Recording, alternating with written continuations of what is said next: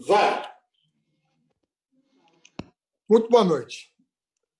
Nessa segunda-feira, eu vou entrevistar um ex-ministro da Saúde, Dr. Arthur Chioro, que foi ministro da Saúde durante o governo Dilma e que está acompanhando a questão da pandemia desde o começo, nos primeiros dias, com quem eu tive a oportunidade, inclusive, de conversar para escrever alguns artigos sobre o assunto na minha coluna da Folha, e que, do meu ponto de vista, foi das pessoas que mais acertou os prognósticos sobre a pandemia no nosso país, à luz da inação do governo Bolsonaro.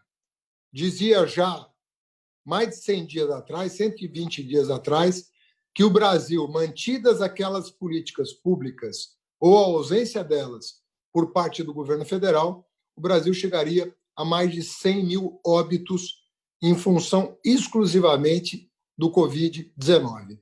Muito boa noite, Arthur Chioro.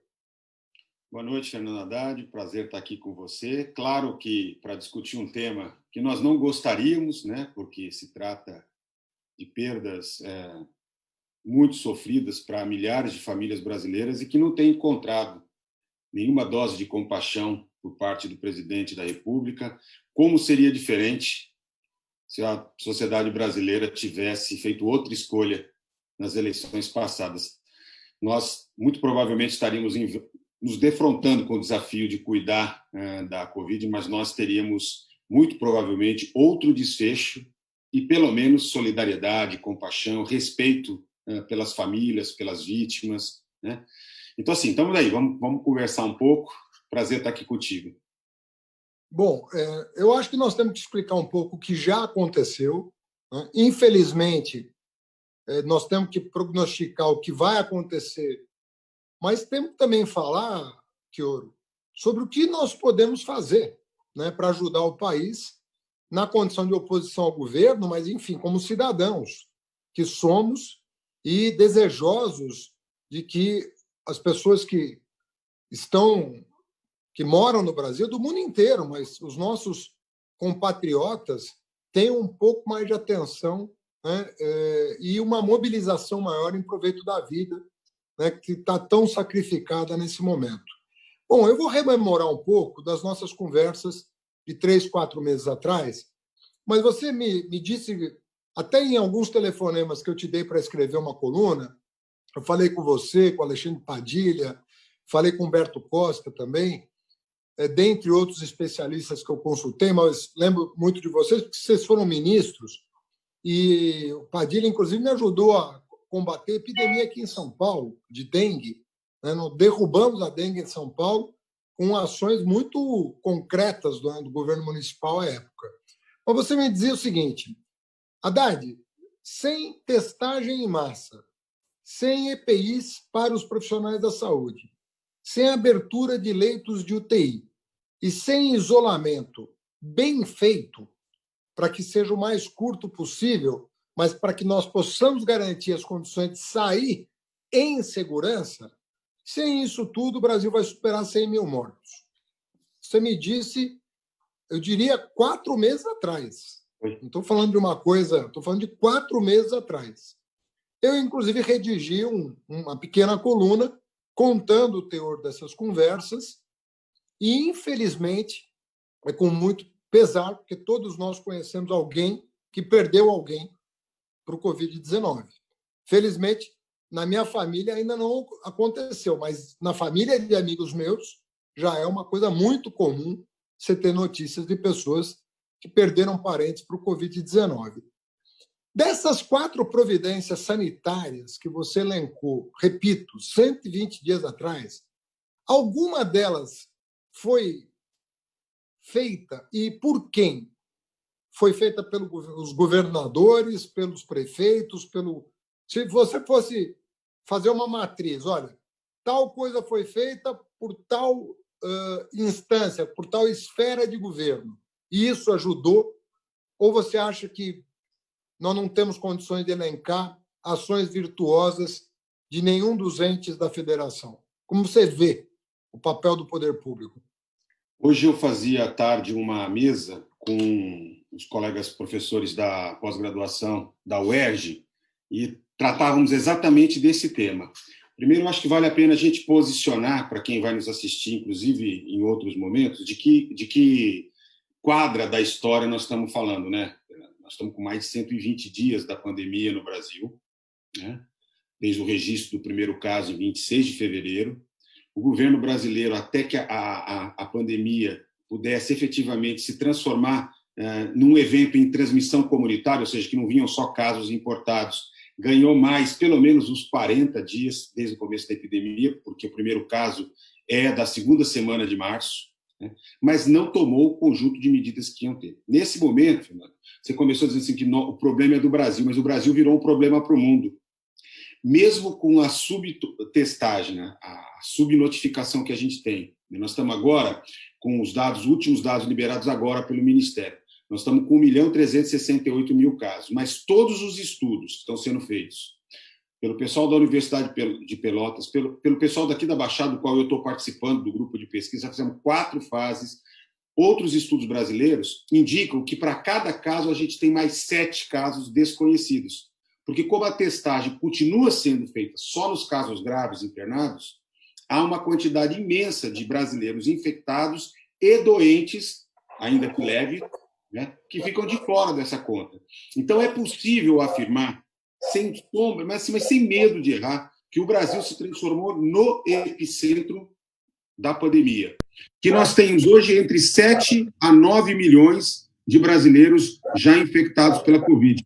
Só que isso é desesperador, porque nós somos uma população de 212 milhões, portanto, a quantidade de gente ainda suscetível é imensa. Veja, nós temos 2,7% da população, Haddad, mundial. Temos 13% dos casos confirmados com essa subnotificação. Então, assim, o mundo olha para o Brasil hoje com grande preocupação, né? Segunda-feira, tradicionalmente, é o dia de folga, porque como as vigilâncias epidemiológicas baixam o trabalho de alimentação dos dados, é o dia que normalmente nós temos o menor número de mortes anunciadas. Hoje foram 692, o dobro dos Estados Unidos.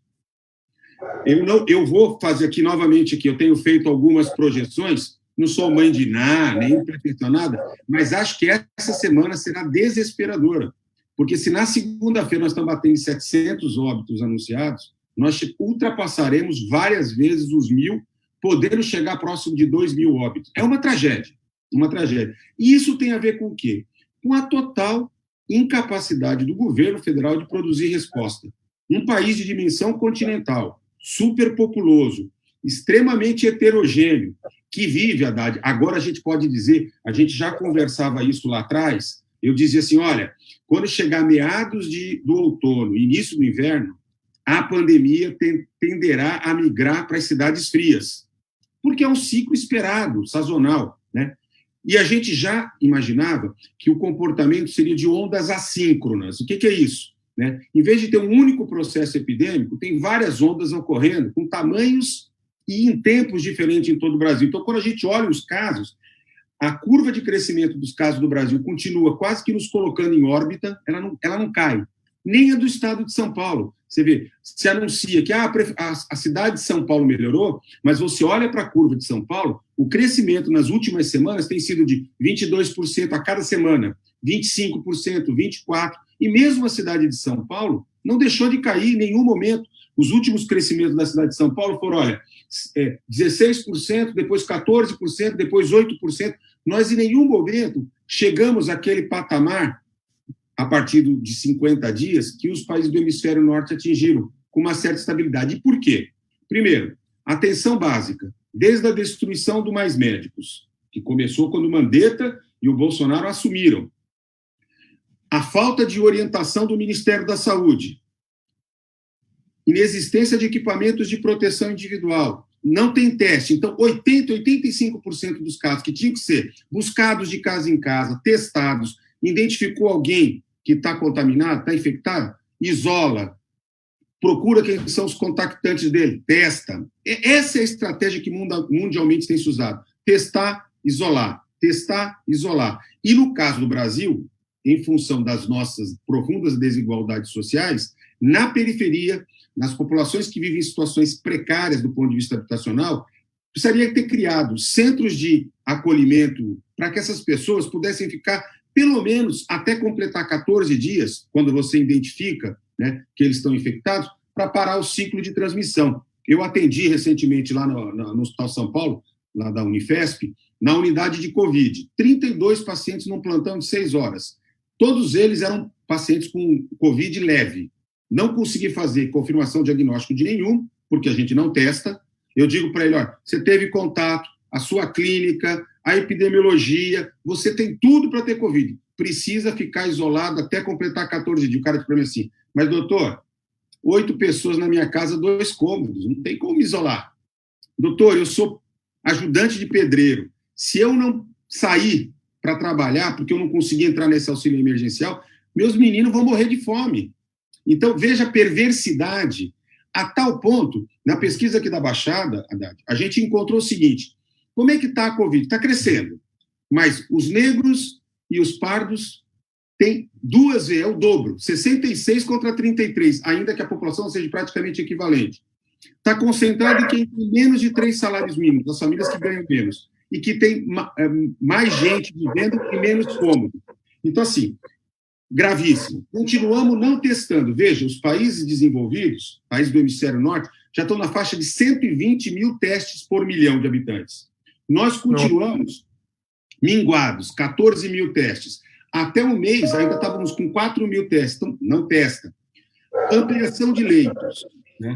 Ampliação de leitos foi alguma coisa que demorou aquele isolamento inicial, inclusive deu fôlego, para que os municípios e os estados, de maneira desorganizada, de maneira complicada muitas vezes, porque se comprou muito caro, se fez de forma desorganizada, se abriu estratégias que não eram as mais justificáveis, mas por falta de coordenação nacional. Né? Mas os municípios e estados conseguiram, de alguma maneira, responder e ampliaram quase 8 mil leitos. Se você lembrar de um dia que nós estávamos conversando, eu, você, Mercadante, Padilha, no início de fevereiro, nós no NAP, no Núcleo de Acompanhamento de Políticas Públicas de Saúde, no PT, tínhamos feito toda uma análise e dizíamos que nós precisaríamos entre 8 mil e 10 mil leitos de UTI novos específicos para a Covid.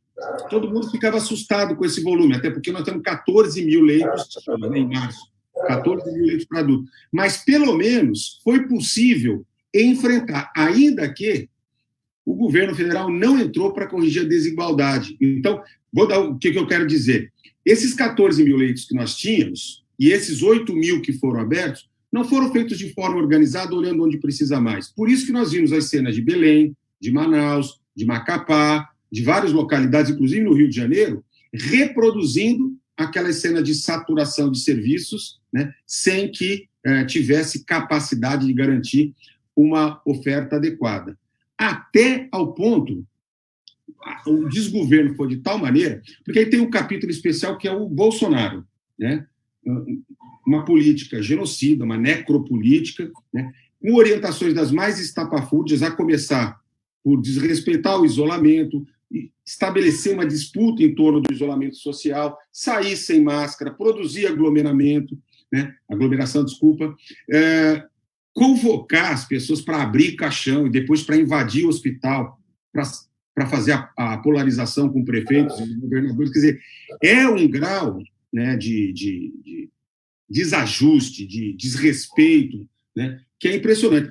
E aí a desorganização total do Ministério. 3 ministros em menos de um mês, né, uma militarização do Ministério com gente absolutamente desqualificada, né, que afronta a capacidade de resposta do país. Veja, nós temos um sistema que se chama único, que precisa de uma coordenação nacional. Né? Olha, a tragédia no Brasil só não é maior, em primeiro lugar, por conta do SUS. E, em segundo lugar, porque, de alguma maneira, municípios e estados procuraram ocupar, pelo menos no início, de maneira bem legal, agora já começa a ter sérios problemas na resposta, não estão sustentando a pressão política, empresarial, estão de olho nas eleições municipais acima do interesse público, começa a complicar um pouco. Mas, nesse cenário de caos, o Brasil se tornou muito peculiar, porque nós temos que dar conta dos desafios sanitários, dessa profunda desigualdade social, né, que fez com que a Covid sofresse um processo de periferização e agora também de interiorização. Então, assim, é de um desafio imenso, e uma crise política sem precedentes. Veja, o único país, provavelmente, que estabeleceu uma disputa nacional em torno de um medicamento que não tinha nem segurança nem eficácia. Se transformou, que parecia a final de campeonato brasileiro, né? Quem está torcendo para a cloroquina, quem está contra a cloroquina, né? Quer dizer, é uma maneira absolutamente desqualificada, sem compromisso com a vida, né? Como a gente vem enfrentando. E aí os resultados estão aí, né? 1.368.000 casos, 58.314 óbitos. Só para te dar mais um dado, Fernando, lembra do estudo do Imperial College, que simulava cenários?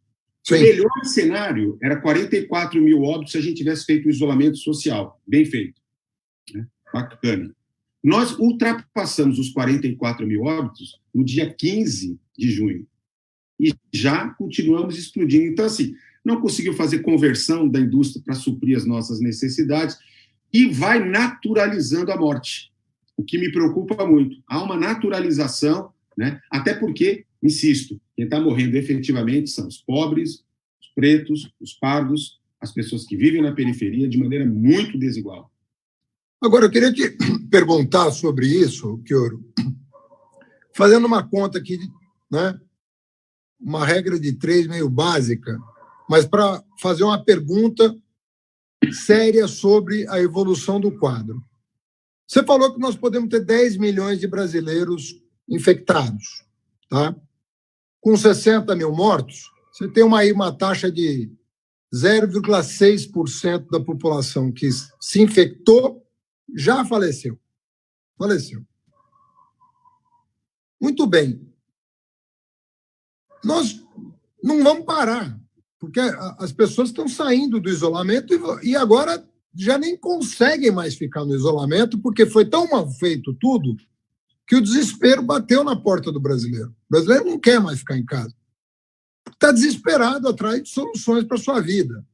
Então, por ter feito mal feito, por ter feito de forma errada, nós vamos comprometer agora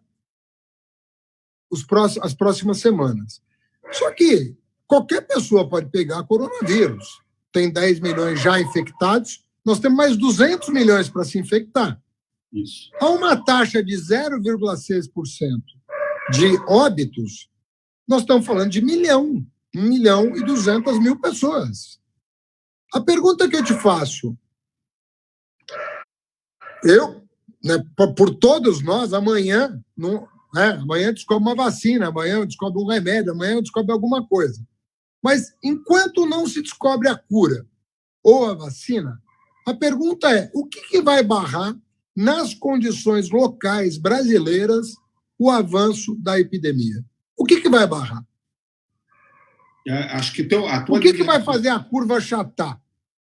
A tua linha de raciocínio está absolutamente correta. Tanto que o cenário pior que o Imperial College estabelecia não chegava de 1.200.000, era de 1.100.000 óbitos. Ele dizia assim, olha, se nada for feito, esse aqui é o risco máximo, 44 mil no piso e no teto 1.100.000 óbitos. Então, a tua linha de raciocínio é essa. Aliás, quando a gente refaz os cálculos, a gente vê que a letalidade brasileira se aproxima da estatística mundial, não é esse absurdo de 5%, 6% da doença. Mas vamos lá, qual que é o risco que a gente corre hoje? A gente corre o risco de uma coisa que na saúde pública a gente chama de endemização. Porque a epidemia, por conceito, é a explosão de casos que atinge um pico e depois volta ao normal, que pode ser zero, né, voltar a sumir, ou pode estabelecer um patamar esperado de casos que voltam no inverno, etc. No nosso caso, com essa situação que eu falei de ondas assíncronas, nós corremos o risco, até o advento da vacina, vivemos um processo de endemização da doença. Aliás, já tem alguns epidemiologistas que já começam a projetar este quadro. Aí, Haddad, eu acho que a gente tem que olhar um pouco para a experiência... Endêmico significa que você vai passando a doença numa taxa estável e as pessoas vão morrendo ao longo do tempo. Ela fica dentro de uma faixa, ela fica circulando dentro de uma faixa esperada. Por exemplo, não serve muito, mas a hipertensão é uma doença endêmica. Existem processos de outras doenças que a gente já sabe, tem um número de casos esperados ao longo do ano. Ele não vai explodir e voltar ao normal, né? A epidemia tem se portado dessa maneira, a Covid, né? Até agora. Nos demais países, é o que eu estava falando, deu 50 dias, estabilizou. Alguns, Austrália, Nova Zelândia, na Coreia do Sul, Singapura, antes. Outros, vou pegar o exemplo de Portugal, Alemanha, Itália, que até tiveram estratégias iniciais diferentes, e isso delimitou o tamanho da tragédia. Itália, Espanha e Inglaterra maior, Alemanha, Portugal mais baixa, mas todos eles, com 50 dias, entraram num platô de estabilização. Olhando para a experiência, porque assim, acho que a gente não pode desprezar, tem que singularizar, customizar para a nossa realidade brasileira, mas precisa olhar o que deu certo. O que eles fizeram? Eles chegaram a um determinado momento e perceberam o seguinte: precisava fazer o isolamento no nível mais elevado possível, o que eles denominaram lockdown, né? Fizeram em algumas regiões, são países menores, depois fizeram no país inteiro, né? Testagem, identificação, isolamento, né? E com isso, fazendo isso 3, 4 semanas bem feito, você consegue diminuir a taxa de transmissão da doença de 1,8, 2 ponto qualquer coisa, né? Ou seja, cada paciente infectado transmite a doença para mais 1, 2 pessoas, então ela continua crescendo, né? A cada ciclo é exponencial o crescimento. Quando a taxa cai abaixo de 1, em 2, 3 semanas, ela estabiliza. Ou seja, o isolamento bem feito. O que aconteceu no Brasil? Eu vou dar o exemplo do estado de São Paulo, né? Nosso governador se portou que nem um leão bravo. Ciência, medicina, rugindo forte, tal, fecha tudo. E ao invés de olhar para o Estado, né, do jeito que ele precisava ser posto, decomposto em regiões de saúde. Nosso Estado, para efeito de planejamento, já é dividido em 63 regiões. O Brasil tem 438 regiões de saúde consolidadas. A unidade de planejamento, de monitoramento, teria que ser ou a região ou aglomerados regionais. E alguns precisavam fechar logo de casa, por exemplo, Guarulhos, Santos e Baixada, São Paulo, Rio de Janeiro, Recife, Salvador, Manaus, que é por onde entrou, né? E outros lugares precisavam monitorar, testar, para decidir o momento de começar o isolamento. Exatamente para não ter essa saturação que você está falando, que é uma saturação da economia, do desemprego, da expectativa de vida das pessoas, né? Que a vida mudou completamente.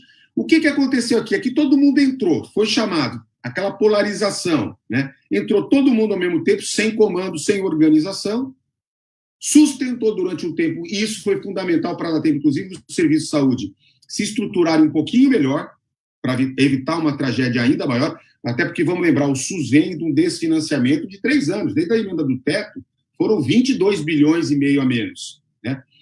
Mas a gente agora vê que os motivos que estão levando prefeitos e governadores, que até se posicionaram relativamente bem no início da campanha, se contrapondo ao negacionismo do Bolsonaro, começar a subverter a ordem e começar a encontrar argumentos pretensamente técnicos para justificar a desmobilização onde precisava segurar.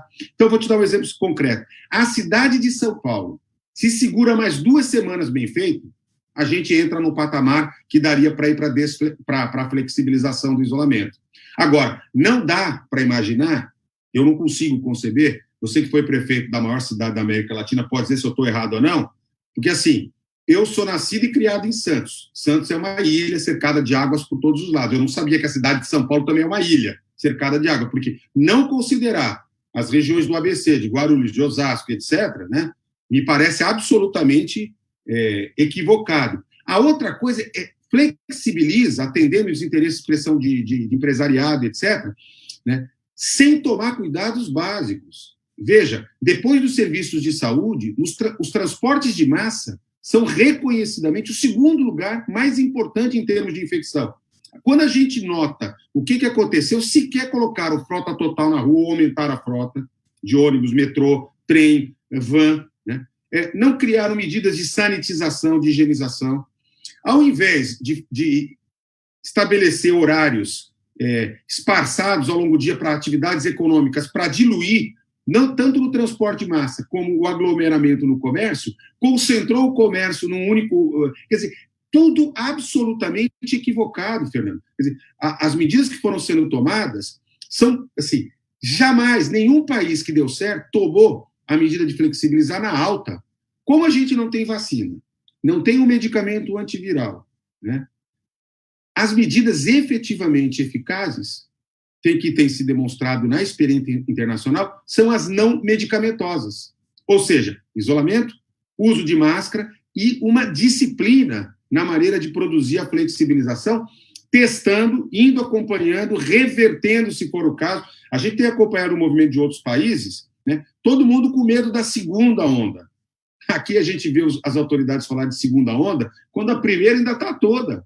Né? Basta olhar os gráficos, assim, só, não precisa nem ser entendido, olhar a tendência que a gente vê que a gente não chegou num patamar que diga assim com segurança, olha, agora dá para liberar. E, ao mesmo tempo, o conjunto, e aí a tua praia, né, o conjunto de medidas sociais e econômicas para dar suporte para as pequenas e médias empresas, para os desempregados, para os subempregados, para as pessoas que estão na formalidade, que teria sido essencial, não rolaram. Então, as pessoas estão sem segurança alimentar, sem condições mínimas de sobrevivência, e aí os dados são acachapantes. Na pesquisa que a gente fez aqui na Baixada, Dade, 90% das pessoas de alta renda, alta escolaridade, que moram em casas com mais de 4 cômodos, cumprem isolamento social de acordo com as autoridades. Você vai para menos de 3 salários mínimos, para as pessoas com baixa escolaridade, moradias pequenas, né, o isolamento cai abaixo de 35%. Explicitamente, né, a expressão da profunda desigualdade social impactando, inclusive, nos indicadores de morbimortalidade. Chioro, você conhece muito a Fiocruz, né, foi ministro da Saúde, sabe que é uma instituição de excelência com reconhecimento internacional. O governo, depois de muito tempo, parece que resolveu somar esforços com instituições estrangeiras, né, que estão mobilizadas todas na busca de uma vacina. Já há muitos testes sendo feitos em níveis diferentes, mas parece que a Fiocruz se engajou. Qual a notícia que você pode nos dar desse esforço nacional que a Fiocruz está fazendo em proveito de uma solução definitiva, ou quase definitiva, que seria por meio de uma vacina? E queria que também você pudesse falar alguma coisa sobre os antivirais. Tem alguma coisa que está melhorando a condição do paciente internado? Ou é só ventilação mecânica, as coisas que a gente ouve falar? Ou tem alguma substância? Outro dia eu ouvi de uma eu não tenho boa memória para nome de medicamento, mas eu ouvi de uma outra substância que estava gerando uma expectativa, acho que era um corticoide, se eu não estou enganado, que se revelou, em alguns casos, eficaz. Enfim, vacina e cura e Brasil. Como é que nós estamos? Brasil e mundo.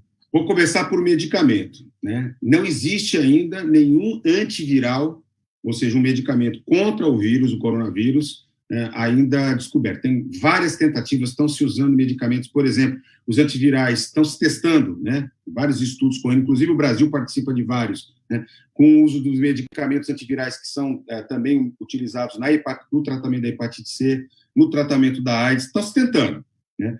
Algumas coisas, aparentemente, no começo começam assim a mostrar, mas depois não se confirmam. Mas, em termos de medicamento, o que se aprendeu muito do começo da pandemia para cá foi no manejo clínico dos pacientes com Covid grave, né? Inclusive, um pouco da melhora, por incrível que pareça, com esse número exorbitante de óbitos que a gente tem, mas um pouco da melhora de muitos pacientes tem a ver com a janela de aprendizagem. Tanto as equipes aprendem mais, como vão manejando melhor no Brasil e no mundo inteiro, né? Aliás, os trabalhadores da saúde, de maneira geral, têm dado uma grande contribuição. E aí, a associação de anticoagulantes, de corticoide e de outros medicamentos, né, além da assistência ventilatória, no caso grave, inclusive com a intubação, tem conseguido dar suporte, mas é incapaz de garantir cura, né? Melhora, por exemplo, a associação do corticoide, do anticoagulante, chega a melhorar em 35% a taxa de óbito. Se a gente olha a curva de crescimento de casos e a curva de crescimento de óbitos, pode pegar naquele World Meter, né, que tem os dados internacionais, eles reproduzem um pouco o desenho do Brasil. Quer dizer, a gente está manejando melhor os serviços de saúde, manejando melhor os pacientes. E, em particular, tem muito a ver com ter se preparado para não ter superlotação, né? Porque quando você tem o paciente, ele agrava muito rápido. O agravamento, ali pelo 7º, 8º, 9º dia de doença, ele é muito, muito abrupto. Então, o acesso rápido a uma assistência médica de qualidade, a um leito de UTI, a uma assistência, faz toda a diferença. Então, isso a gente está aprendendo muito e é importante preservar o sistema de saúde, tanto público como privado, mas principalmente o SUS, né, para que as pessoas não fiquem muito tempo até terem acesso ao leito de UTI. No que diz a respeito às vacinas, as notícias são muito interessantes, mas, assim, sem o ufanismo que uma parte da imprensa, e em particular o governo federal, resolveu dar agora, aliás, o governo estadual também, no caso do Dória, né, em relação à vacina. Por quê? Nós temos hoje 125 vacinas sendo desenvolvidas por vários ramos, são várias possibilidades de desenvolvimento da vacina, várias estratégias diferentes. Então, geralmente, são consórcios de empresas públicas, privadas, universidades, né? Dessas 125 vacinas, nós temos pelo menos 10 delas em estágio bem avançado, já indo para a chamada fase 3, que é a fase do, vou usar uma expressão para ficar simples, a fase do test drive, né? É a fase em que vai se estudar, fazer um estudo com muita gente, em muitas partes do mundo, um estudo duplo cego, né, em que uma parte das pessoas recebem a vacina, né, e a outra parte recebe ou uma outra vacina ou um placebo. Normalmente é uma outra vacina. Uma vacina que não tem no país, mas que não tem nenhum efeito para poder... Nem o paciente sabe, nem quem aplicou sabe quem está tomando. Só o terceiro que tem um controle e tal. Então, para poder acompanhar. Às vezes, no caso da vacina, é preciso 3 a 5 anos de observação para saber se ela de fato funciona ou não, se ela provoca ou não capacidade de reação do organismo. Mas, de maneira geral, a gente precisa, para uma vacina como essa, 1 ano de observação dos grupos populacionais. Já não é mais ver se ela funciona em animais, já não é mais segurança, elas já foram pré-testadas em grupos pequenos de pessoas, mas agora vão para grandes volumes de pessoas. E o Brasil, por ser epicentro mundial, né, por ter universidades potentes como a Unifesp, a USP, a Unicamp, né, universidades, enfim, várias universidades públicas, né, sempre as nossas universidades públicas no pedaço, por ter Fiocruz, por ter Instituto Butantan, que são instituições de excelência, foram requisitados para serem parceiros. Então, o que a gente tem? Nós temos hoje 2 a 3 vacinas que estão mais promissoras. Uma delas é a vacina produzida em parceria pela Universidade de Oxford com 2 empresas, uma empresa britânica, a AstraZeneca, né, que já iniciou o teste de vacina no mundo inteiro e no Brasil, quem está fazendo é a Unifesp, a Universidade Federal de São Paulo. Essa vacina, ela funciona com base num vetor viral. Uma outra vacina, também inglesa, também está sendo testada, essa não, que eu saiba, não está sendo testada no Brasil, tem uma outra pegada, né, que é a Moderna, o nome da empresa, né, que está fazendo a testagem com uma outra tragédia, trabalhando com RNA, pedaços do RNA, para conseguir chegar à vacina.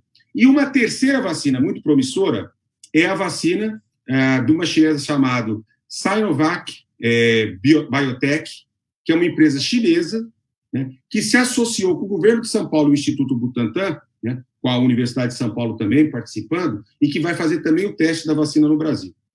Qual que é a expectativa? A expectativa inicial é que essas vacinas tenham resultado em 1 ano. Claro que se elas começarem a mostrar resultados consistentes logo nos primeiros meses, está recomendado, pode-se chegar à recomendação de antecipar o uso da vacina. E aí deixa eu explicar um pouco onde é que entra Fiocruz nessa história. Aliás, Fiocruz, e eu quero falar do Butantan também.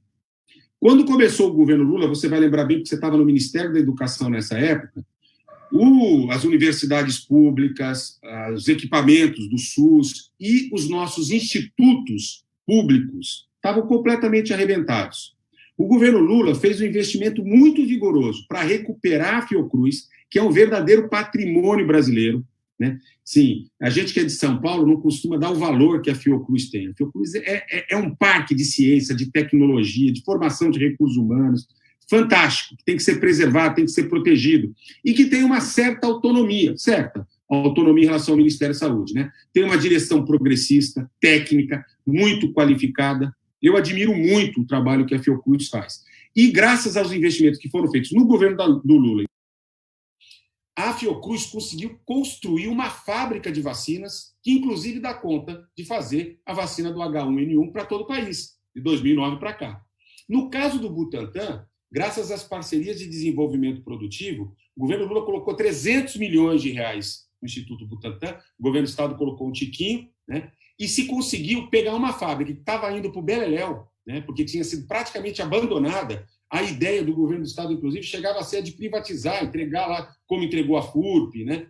Arrebentar com o Butantan, e se conseguiu recuperar a capacidade de produção. Tanto que, por exemplo, o Instituto Butantan, nessa parceria ministério, conseguiu passar a produzir a vacina contra o HPV.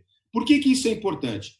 Porque as nossas duas plantas industriais públicas, Fiocruz, né, e a do Instituto Butantan, têm capacidade, se receberem a transferência de tecnologia, de produzir, claro, tecnologias, insumos, etc., tem condições de produzir no Brasil parte dessas vacinas. Qual que é o problema? E aí eu quero só remontar um pouco. Por conta do tal do núcleo ideológico entorpecido desse governo, nós praticamente dinamitamos as nossas relações com os organismos internacionais. O Brasil sempre teve a liderança na Organização Mundial de Saúde, tanto de medicamentos como de vacinas. E nós fomos alijados do grupo diretor e colocaram no nosso lugar o Chile e a Costa Rica, né? Brasil, que é um país que liderou a criação da OMS, que presidiu a OMS de 53 a 73, está ali, né?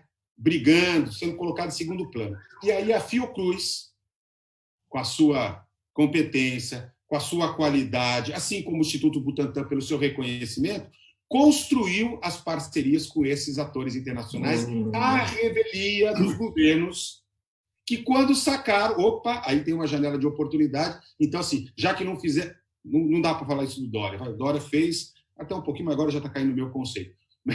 Mas no caso do governo Bolsonaro, assim, pega literalmente uma carona, mas não tem problema, a gente quer mesmo, deixa ele fazer isso para não atrapalhar a Fiocruz, para colocar os recursos. Por quê? Porque nesta área, a empresa pública, a Fiocruz, que é uma fundação pública, ela terá que comprar, fazer um investimento, que a Fiocruz já anunciou, com recursos, claro, do Ministério da Saúde, com recursos próprios, para poder reservar uma parte, fazer esses acordos de transferência de tecnologia e, se a vacina der certo, conseguir produzir no Brasil e disponibilizar. E disponibilizar para quem? Profissionais de saúde, em primeiro lugar, os idosos, as pessoas que têm comorbidade, aqueles que não tiveram ainda. E aí testar é importante até para saber quem tem que ter prioridade. Lembra dos 12 milhões? Esses não vão precisar no primeiro momento da vacina, vamos priorizar para quem precisa. Agora, o mundo tem um problema, Fernando. Encontrar vacina para 7 bilhões e 200 milhões de pessoas. Né? Isso não é só uma questão econômica, tem a ver com royalties, tem a ver com direitos, tal, mas tem a ver com capacidade produtiva. Então, o legado deixado pelos nossos governos vão fazer toda a diferença. Toda a diferença. Por quê? Ainda mais se a gente conseguir 2 vacinas. E eu estou muito torcendo para que tenham 2, 3, 4 vacinas que atinjam a fase de qualidade, eficiência, segurança. Por quê? Porque isso, inclusive, possibilita preços mais baixos, estratégias de disponibilização, particularmente para os povos mais pobres. De maneira geral, o Brasil, por exemplo, foi o garantidor, junto à Organização Pan-Americana, de fornecimento de vacinas, que nós temos capacidade de produzir, para muitos países que, se não fosse a cooperação do Brasil, né, teriam simplesmente suas populações não vacinadas e perpetuando miséria, dor, sofrimento e morte. Não sei se eu consegui te explicar, mas... Total. Total. Aliás, te agradeço a aula que você está dando aí para muita gente que está preocupada, que quer entender melhor, quer ajudar, e você está dando informações muito preciosas. E me fala um pouco de imunização, Kioro. Vira e mexe, sai notícia no jornal de que, passados alguns meses, as pessoas que contraíram o vírus e que estavam imunizadas já não tem a mesma garantia. Isso é real? O que é verdade nessa história? Então, vamos lá. Assim, a Covid é muito nova e ela deixou muito mais perguntas do que respostas até agora. Olha, eu não lembro, eu acompanho demais a coisa das revistas científicas por conta da participação na pós-graduação, como professor, pesquisador, né? O volume de produção, cara, diariamente a ciência está produzindo, aliás, todas as áreas, né? A área de engenharia de produção, não é só nós da área de medicina, biomedicina, não. Tem uma grande produção científica, mas é impossível responder a todas as questões agora. Então, por exemplo, tem muitos pacientes graves que se recuperam e ficam com problemas importantes do ponto de vista respiratório, né? As pessoas dizem assim, mas será permanente? Será uma sequela, né? Uma sequela, um problema residual permanente? Ninguém sabe. É possível que haja recuperação. Então, nós vamos ter que esperar. Num determinado momento, começou a dizer, olha, as crianças no Reino Unido, que tiveram logo no começo, começaram a ter determinadas síndromes neurológicas. Então, muita coisa terá que ser estudada. Até o conhecimento disponível neste momento, se sabe que nós temos... quem teve Covid uma vez não terá outra vez. Ainda que os estudos começam a perceber que a taxa de anticorpos vai caindo, né? Quem começou a testar desde o começo, não estamos conseguindo nem testar os casos agora, não conseguimos fazer estudo direito disso, né? Mas vai se percebendo que tem. Será ou não suficiente para manter a imunidade ou abrirá a possibilidade daqui a 2 anos, 3 anos, essa pessoa ser exposta novamente? De maneira geral, o nosso organismo aprende a se defender uma vez invadido pelo vírus, né? A gente cria resposta imunológica, cria células de defesas que são suficientes para que a gente possa se defender. Se der tempo de chegar a vacina, maravilha, porque aí essas pessoas estão protegidas e aí vão receber o reforço e talvez uma proteção mais definitiva quando tiver a vacina. Agora, o que a gente sabe é que ela, estranhamente, diferente do que se imaginava, não teve aquele tal de imunidade de rebanho que se imaginou. Quem lembra do Osmar Terra, né, deputado, fazendo a projeção que no máximo 4.000 óbitos nós teríamos, né, e qualquer um, em sã consciência, podia olhar e dizer que aquilo era um absurdo, é porque ele trabalhava com o pressuposto de que haveria uma infecção em massa da população, né, isso geraria uma quantidade imensa de pessoas infectadas, chegando a 60%, 70%, aí, naturalmente, a própria doença perde a força de transmissão. Se você vai lembrar, né, quando a gente era pequeno, quando eu tinha uma criança com sarampo, os avós, os pais da gente levavam para ter sarampo junto com os primos. Tinha cachumba, punha junto com a molecada, que era para todo mundo ter junto. Não sei se você lembra um pouco dessa tradição das famílias, né? Era um pouco essa ideia. Então, pega logo agora que você está saudável, né? Mas, de qualquer maneira, isso não ocorre com a Covid. A Covid tem as suas peculiaridades.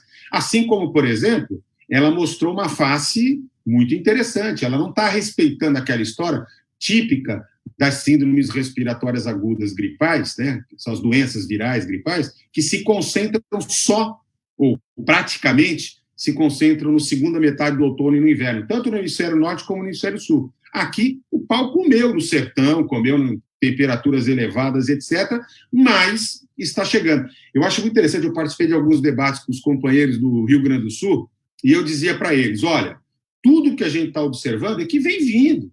Olha o movimento, chegará, não, nós montamos o sistema de bandeira, o sistema de bandeira segurou, né? Eu sempre olhei com muita reserva, por quê? Porque há uma alta taxa de transmissibilidade na doença. E com a comunicação do país, né, sistema de circulação tal, era uma questão de tempo. Mas o Centro-Oeste está previsto. A gente viu o Centro-Oeste duplicando a faixa de transmissão. Então, assim, são desafios que nós teremos que lidar e só com a vacina se abre uma possibilidade de uma situação mais segura, ainda que dependamos de a vacina se consolidar, testar tal. A Unifesp, por exemplo, já foi procurada por mais um outro grupo europeu que está desenvolvendo vacina. Então, várias delas entrarão nessa fase 3. Eu acredito muito, né? Há recursos de instituições que habitualmente fazem doações, mas eu temo a fragilização que os povos mais pobres da África, da América Latina e tal, terão, particularmente, por exemplo, com as atitudes irresponsáveis de desfinanciamento da OMS e da OPAS, por parte, por exemplo, do governo americano, que tende a ser copiado aqui pelo seu principal seguidor, né, o nosso presidente da República. Isso fragilizará demais. Veja, é muito interessante, né? Porque é o seguinte, o Brasil se transformou no grande problema mundial. Olha do ponto de vista econômico, né? Os países estão todos quebrados, as economias estão arrebentadas, o PIB lá embaixo. O Brasil, com esse grau de descontrole, a gente virou o seguinte, olha, pô, não vamos comprar produto daquele país, não vamos comprar commodities daquele país, não interessa, porque ali é o epicentro da pandemia. Vejam, a nossa indústria de turismo, quanto tempo vai demorar para se consolidar? Pega a própria cidade de São Paulo, você imagina a Fórmula 1 acontecendo aqui, você imagina a parada gay acontecendo aqui, ou aquelas grandes feiras, quer dizer, do turismo de negócio, esquece, o mundo vai se proteger, porque a situação é muito tênue, e o pós-pandemia é desafiador. E quem se tiver descontrolado vai ter graves problemas, inclusive, para produzir recuperação econômica. Então, a atitude de não concentrar regionalmente as estratégias, né, de isolamento, testagem, controlar, segurar aquela região e aí voltar progressivamente à vida normal, vai nos custar um arrastamento. É uma estratégia protelatória. Eu diria assim que nós inauguramos aqui no Brasil um chamado isolamento meia-boca. É o único lugar que existe isso, né? Meia-boca. Faz daquele jeitinho. Né? Você vê as pessoas usando a máscara, cara, a máscara vai pendurar. Nós damos um jeitinho também no isolamento. Né? A máscara pendurada na orelha, a máscara segurando o pescoço, tal. Agora, sabe quanto que o Ministério gastou em estratégia de comunicação? Ele tentou quebrar a informação, voltando à época da ditadura, com a história da meningite meningocócica, quando se escondia. Não gastou um centavo para produzir comunicação. Quem mais transmite a doença, quem mais se infecta e quem mais transmite, apesar de não ser quem tem mais sinais e sintomas e casos de óbito, ou mesmo grave, é a juventude. Não foi feita uma estratégia de comunicação para mobilizar a juventude sobre a sua responsabilidade. Quer dizer, só tem um jeito, quer dizer, é governo da unidade nacional e mobilizar a população. Não teve nenhuma campanha. Nada. Eu não assisto TV aberta, eu fico sem saber. Não teve nada de campanha. Não tem. Acho que, talvez seja o único país do mundo que não tenha feito uma campanha. Cara, eu recebo muita coisa de Portugal, porque eu estava indo para lá para fazer um pós-doc quando fechou o tempo. Né? Eu fiquei impressionado. O presidente português vai dar aula para as crianças.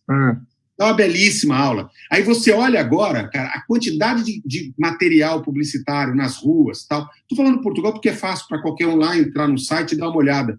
Mas todos os países tratam estrategicamente a comunicação. Aqui, o nosso presidente da República coloca em dúvida se o caixão está com defunto. Não, aqui foi sabotado. Né? Toda a estratégia foi sabotada. Porque, para mim, é atitude de gente absolutamente... Né, sabotagem. A gente está caminhando para o final, Chioro. Eu queria te fazer uma pergunta, nem sei se é da tua especialidade, assim, mas tem uma questão ecológica aí da qual a pandemia é um capítulo, né?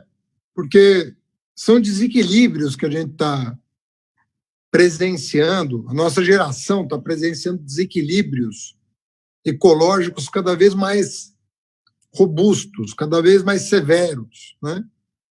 E tem gente que diz, olha, isso não é nada perto do que vai vir, porque nós estamos maltratando a natureza de um jeito e ela vencerá, né?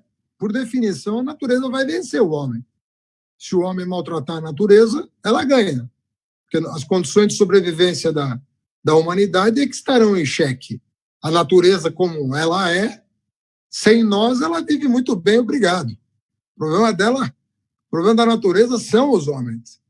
Né? Isso que a gente não conseguiu entender até agora. Né? Isso, que a gente tem que cuidar da nossa casa, porque ela cai na nossa cabeça. Não é verdade?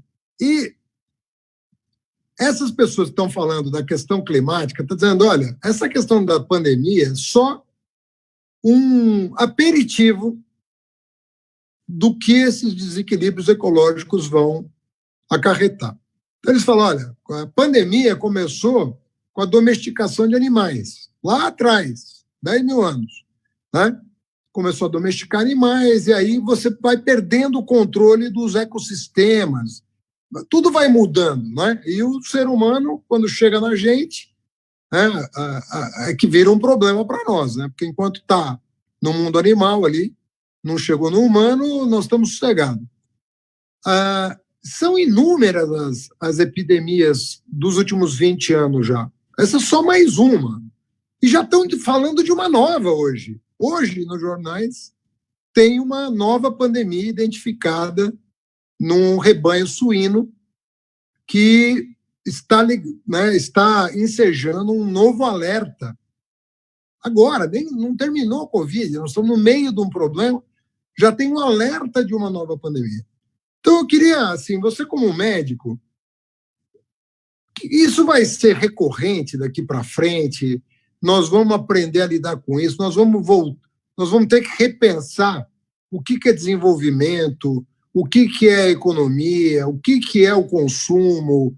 Nós vamos ter que reaprender a viver na Terra ou nós estamos fadados a conviver com esse tipo de susto cuja distância entre um e outro vai ser cada vez menor, pelo que eu estou entendendo.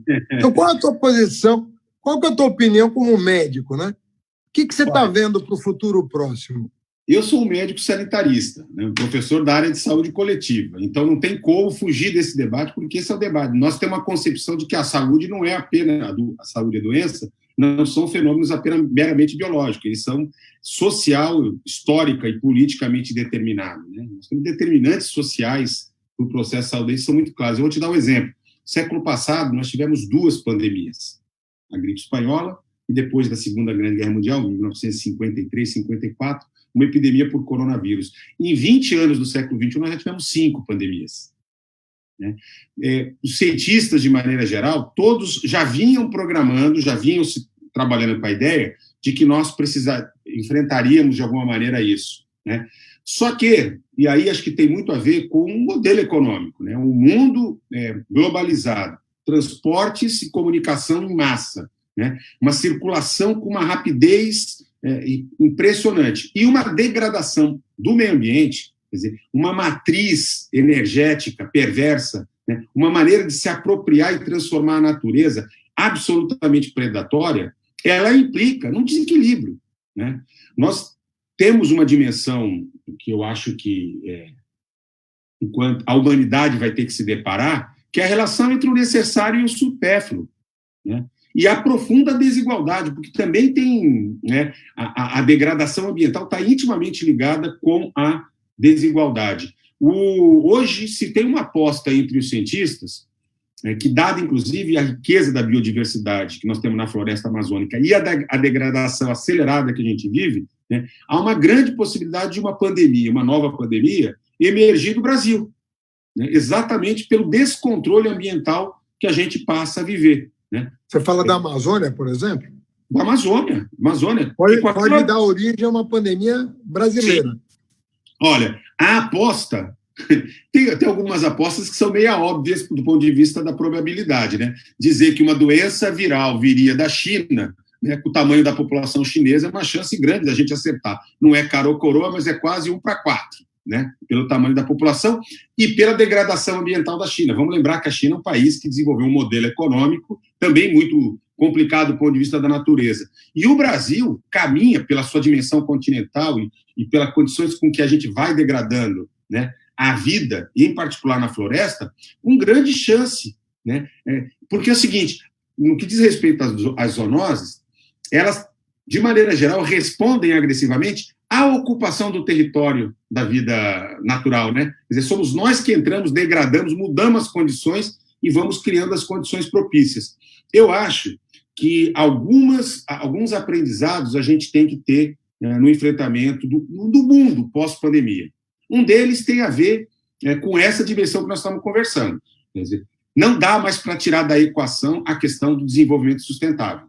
Eu acho que essa é uma questão que tem que ser colocada em primeira ordem quando se diz sobre o futuro da Terra. O segundo tema diz respeito exatamente ao enfrentamento da desigualdade e essa relação entre necessário e supérfluo. Não dá para continuar tendo desperdício de água e gente morrendo de sede, desperdício de alimento e gente que não tem o mínimo para comer, as questões que envolvem moradia, enfim, reaproveitamento da nossa matriz energética e assim por diante. Mas tem duas outras coisas que eu acho que vêm para ficar, pelo menos no debate internacional, porque no Brasil nós estamos praticamente interditados, né, por essa mente genocida que nós temos aí atuando à frente da presidência da República. Uma delas é a importância do sistema de ciência e tecnologia. Veja, países que têm robustos investimentos em ciência e tecnologia, e aí eu não estou me referindo só à produção de vacina, de medicamentos baseados em genética, eu estou dizendo países que têm capacidade, por exemplo, de fazer uma reconversão da sua cadeia produtiva e rapidamente suprir necessidades básicas como equipamentos de proteção individual, respiradores, camas, roupas, coisas que ficaram essenciais. Haddad, a Argentina perdeu a guerra para o Reino Unido em relação às Malvinas, às Ilhas Falklands, porque não dominava a tecnologia de sangue e hemoderivados. Não tinha soberania. Quando o Reino Unido fez o bloqueio, né, e eles não tiveram condição de garantir sangue e hemoderivados, eles perderam a guerra. Claro, tinha outros motivos, mas os analistas, né, tratam como uma questão essencial. Vejam, a gente quase perde a nossa guerra porque a gente não foi capaz de fazer uma reconversão da indústria têxtil, da indústria do plástico, coisa que, me desculpa, faltou liderança, mas faltou capacidade. E, então, ciência e tecnologia vai ser essencial. E eu acho que o último fator são os sistemas nacionais de saúde. Né? Acho que ficou absolutamente evidenciado a diferença, veja os Estados Unidos e os sistemas europeus. Eu acho que esse é o exemplo maior. Os sistemas europeus já controlaram, de alguma maneira, a Covid, né, com perdas, mas muito menos substantivas do que aconteceu nos Estados Unidos, que tem um sistema meramente de mercado. Então, países que tiverem sistemas nacionais de saúde públicos, com capacidade de executar ações de vigilância e de cuidar da saúde, né, se mostraram absolutamente necessários. No Brasil, a gente tem o SUS, felizmente, um patrimônio nacional, mas esfrangalhado, né, pelo desfinanciamento, pelo descaso, né, pelo descompromisso, que marca a gestão aí a partir do golpe de 2016. Mas é imprescindível que a nação brasileira também faça essa discussão, né? E acho que o último aprendizagem é que, assim, não existe desenvolvimento econômico sem saúde. Não existe saúde sem riqueza, sem emprego, sem renda, sem moradia. Então, assim, essa íntima ligação entre essas duas agendas, só na cabeça do Bolsonaro é que podem viver de forma dicotômica. E a dicotomia dele tem tudo a ver, né? Eu, particularmente, por exemplo, tenho uma tese do porquê que o Ministério da Saúde foi militarizado e está lá com o general interino há tanto tempo, né? Uma hipótese menor, né, é guardando o espaço para alguém do Centrão caso role o impeachment. Mas eu acho que a fundamental é colocar alguém que bata a continência, Haddad, para poder manter a política de austeridade e não gastar os recursos e manter exatamente a lógica da emenda do teto. Veja, foram 38 bilhões e meio liberados pelo Congresso Nacional, com todo esse esforço, para ser aplicados no SUS. 11 bilhões gastos até agora. Mais ou menos é a mesma coisa, né, na relação de gastos que foi feito para pequenas e médias empresas e para os auxílios emergenciais para a população pobre do país. A mesma lógica econômica imperando. E veja, no orçamento do ano que vem, volta, tira 30, 35 bilhões, não vai voltar, só o que foi remanejado por menos, ou seja, volta para o orçamento anterior. Então, nós vamos, muito provavelmente, se não tomarmos cuidado, não tivermos o afastamento do presidente e a mudança da ordem econômica, a superação, como estava no teu programa, desse patamar de congelamento de gastos e investimentos em níveis aceitáveis, suficientes, para montar uma capacidade de resposta, nós vamos continuar depois percebendo, puxa vida, a nossa economia não cresce, mas tem a saúde como um dos principais elementos de interdição do desenvolvimento econômico e social. Então, esse debate está colocado. Eu tenho visto intelectuais, inclusive, se aproximaram um pouco da ideia, né, da defesa do SUS. Você sabe, eu não sou economista, mas você sabe, né, que nessas horas muita gente vira keynesiano, né? Larga um pouco da escola de Chicago, toma um banhinho e tal. Não vira um jupiteriano ainda, não, porque é muito para eles, né? Mas eu já vi vários deles assim, que agora tem que fazer investimento, mas passada a crise tem que voltar a fazer a contenção do gasto. Ou seja, é não entender, né, o que está acontecendo, não entender que essas vidas perdidas são desnecessariamente... Claro, não estou dizendo que não teriam mortes no Brasil, mas não nesses patamares, né, e muito menos com essa insensibilidade, né, com esse desprezo pela vida. Eu escrevi um artigo agora para a Universidade do Chile, para a revista deles, né? E fiquei pensando qual que era o nome que eu ia dar. E eu coloquei o nome do título assim: Covid e Necropolítica. Brasil, um estudo de caso. Porque, assim, quem não entendeu, Haddad, o que é necropolítica, toma o Brasil como estudo de caso. Cara, é impressionante. A gente vai entender claramente que umas vidas importam e outras não. A Casa Grande disse assim: Senzala, volta a produzir, que eu vou ficar protegidinha no home office, vou ficar protegidinho no meu carro com ar-condicionado, você vai no trem, você vai no metrô, você vai no ônibus. Cara, isso é que eu chamo assim, de não ter percebido a chance histórica de mudar o rumo. Mas nós vamos mudar esse rumo, né? Nós vamos ter que dar um jeito de mudar isso. Estamos mudando, né? Uma história que vem de 1500, nós estamos mudando, né? Mas, infelizmente, só por 12 anos o povo brasileiro sentiu o gosto do que é ser tratado como cidadão, independentemente de classe social, da cor da pele, do gênero, do que quer que seja, né? Mas, enfim, uma hora retomamos a nossa trajetória, nosso destino. Eu conversei nessa segunda, aqui ao vivo, com Arthur Quioro, ex-ministro da Saúde, que deu uma aula aqui para a gente sobre todos os assuntos envolvendo a pandemia. Te agradeço muito, Quioro, a disponibilidade de ter nos atendido. Espero que quem tenha nos assistido tenha aprendido um pouco mais, saia mais preparado para enfrentar os desafios aí que o Brasil está vivendo.